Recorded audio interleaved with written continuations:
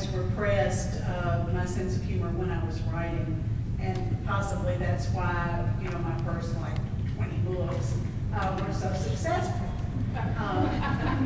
But when I decided to write the book of my heart, I wanted to throw in there everything I thought was fun to write, which included sex, violence, and humor.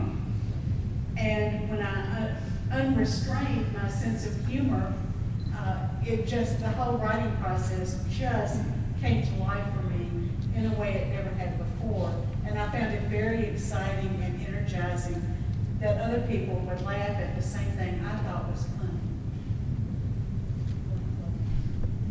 I agree. It always amazes me that people find me funny. You know, it's not like you can't really manufacture humor. You can't sit down and say, okay, today I'm going to be hilarious. It won't happen if you're trying to force it. And so it just happens naturally. With me, I think it comes out mostly through the characters. I write very character-driven books. To me, it's all about the characters. And when my characters have a sense of humor, then it just comes out. And you know, they say little snarky comments, or they get themselves into funny situations.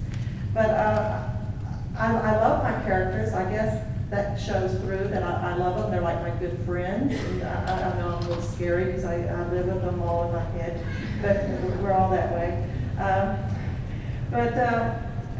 It just makes sense to me. I mean, you've got a 500-year-old vampire. If he doesn't have a sense of humor, wouldn't he have just said, kill me, you know, years ago? How can you live 500 years without a sense of humor? So it just makes sense to me to have a sense of humor.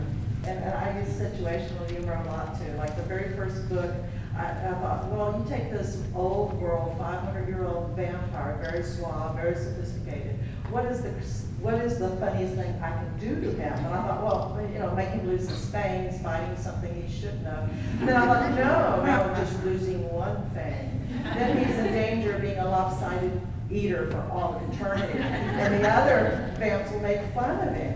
And, you know, they'll call it the one-fanged wonder. And so, you know, it's a situation. You just go with it. And of course, then the heroine becomes, he needs an all-night dentist. He can't find a vampire dentist. And so he has to go to a mortal woman, and she's an all-night dentist because, you know, he's only allowed her at nighttime. And it just gets crazier and crazier because she's been through a lot of trauma, and she faints at the sight of blood. And it just, you know, you just go crazy in the situation. That was the first book, by the way, How to Marry a Millionaire Vampire.